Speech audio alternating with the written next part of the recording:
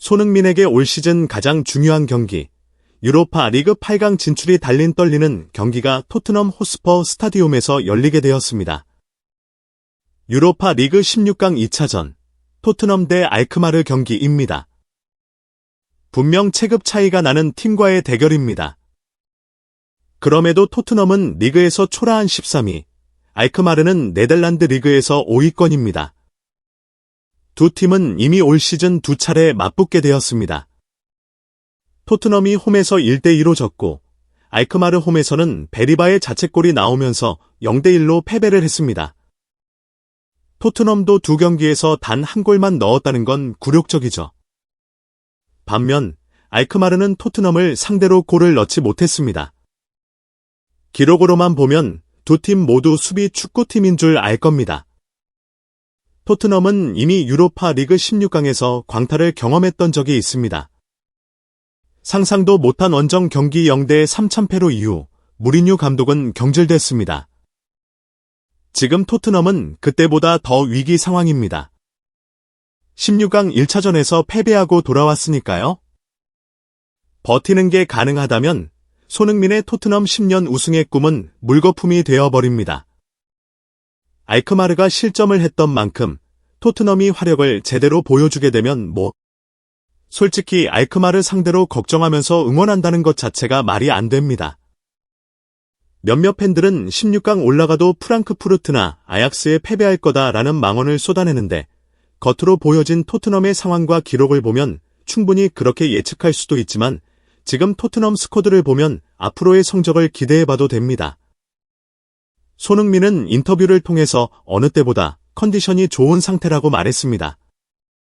주말에 45분만 뛰었고 사흘을 푹 쉬고 경기 임하기 때문에 손흥민의 활약은 충분히 기대해볼 수 있습니다. 경기 1시간 전 라인업이 공개되었고 토트넘의 현재 상황을 고려해 감독이 원했던 베스트 11이 출전하게 되었습니다. 비카리오 골키퍼, 포로, 로메로, 반더벤, 스펜스, 사르, 베리발, 발렌티노, 그리고 미누트가 선발 출전하게 되었습니다. 부상 회복 중인 클루셉스키, 경고 누적으로 출전할 수 없게 된 벤탄쿠르가 동시에 빠진 것은 아쉽지만 예상했던 완전체 포백과 수비적인 알크마르를 상대로는 그래도 존슨보다 오드베리가 낫다는 판단이었습니다. 그리고 그 판단은 딱 들어맞았습니다. 이제 결과만 내면 되겠죠. 토트넘은 오랜만에 주장단 4명이 동시에 출전하게 되었습니다. 경기 휘슬이 울리자마자 토트넘은 손흥민을 겨냥해 롱볼을 날리면서 손이 해저 작전을 펼쳤습니다. 하지만 15분 동안 토트넘은 점유율을 70% 이상 가져갔음에도 공격이 통하지 않았습니다. 알크마르는 완전히 내려앉아 9명이 수비적으로 나섰고 어떤 슈퍼팀이라도 이런 팀을 상대로 골 넣는 건 쉽지 않습니다. 동료들과의 패스 플레이가 끊기면서 찬스를 만들지 못했습니다.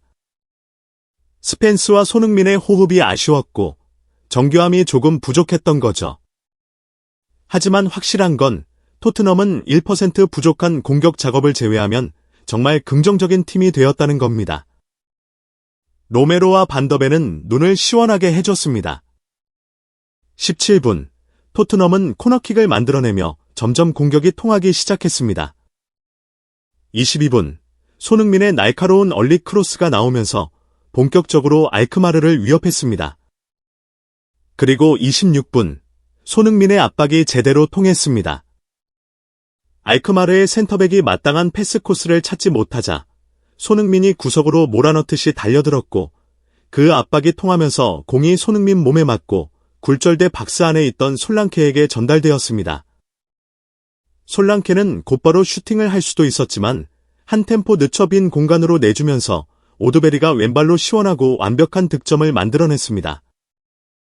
이 순간 토트넘의 시나리오대로 경기가 풀리기 시작했습니다. 이런 시간대에 한 골만 나오면 그 다음은 편안해지거든요. 손흥민의 장점은 한두 가지가 아닙니다. 토트넘에서 손흥민은 리그 압박 1위, 압박 성공률 1위를 기록하고 있다는 것 알고 계셨나요? 이제 알크마르는 수비만 할 수 없기 때문에 공간을 내줄 수밖에 없습니다. 내줄 수밖에 없고 이제부터는 손흥민의 장기들이 제대로 나옵니다.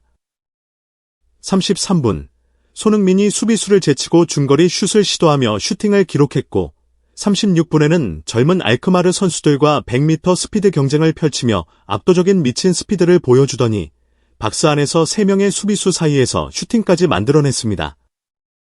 물론 다들 손흥민의 골만을 기대하는 것은 알지만 결과를 만들지 못한 것은 아쉽습니다. 하지만 손흥민의 컨디션이 확실히 좋다는 것을 확인할 수 있었고 경기에서 승리하겠다는 의지가 담겨 있었습니다.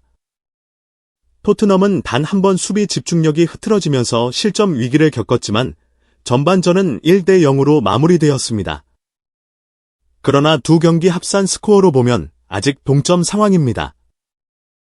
전반 막판에는 포로가 팀워크를 해치는 행동을 하기도 했습니다. 토트넘의 프리킥 1순위는 메디슨이라는 것을 모두 알고 있지만 포로가 본인이 차겠다고 억지를 부렸고 결국 손흥민이 중재하며 포로를 지적했습니다. 전반전 점유율은 60%, 슈팅은 9개였습니다. 후반전 선수 교체 없이 시작되었고 시작 3분 만에 토트넘의 추가골이 터졌습니다. 역습 상황에서 왼쪽 측면에 손흥민에게 공이 전달되었고 알크마르는 오직 손흥민만 맞겠다는 듯 집중했습니다. 이번에도 3명의 수비가 붙었지만 영리한 손흥민은 비어있던 메디슨에게 패스했고 메디슨이 그대로 골을 성공시키며 손흥민의 역전 어시스트가 기록되었습니다. 완벽하게 만들어낸 골이었죠. 추가골이 터진 후 포로와 메디슨이 서로 껴안으며 화해했고 그 사이에 손흥민이 두 사람을 끌어안으며 화해해줘서 고맙다는 듯한 뭉클한 모습을 보였습니다. 그러나 방심해서는 안 됩니다. 아직 2대 1일 뿐이니까요. 홈팬들의 열광적인 응원 소리가 오랜만에 경기장을 가득 채웠고 뭔가 토트넘에 희망이 생기는 듯한 분위기였습니다. 하지만 잘 나가던 토트넘에 갑자기 엔지 감독이 60분에 변화를 줬습니다. 반더벤을 빼고 그레이를 투입한 것이었죠. 사연이 있어 보이긴 합니다.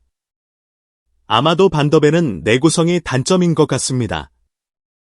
실제로 부상에서 복귀한 지 얼마 되지 않았으니까요. 그런데 이렇게 안정적일 때 변화가 생기면 선수들이 동요할 수 있습니다. 경기 흐름이 단순해지지 않고 복잡해지면서 심리적으로 흔들릴 수 있죠. 그리고 우려는 현실이 되었습니다. 불과 5분 만에 대형 사고가 터졌습니다.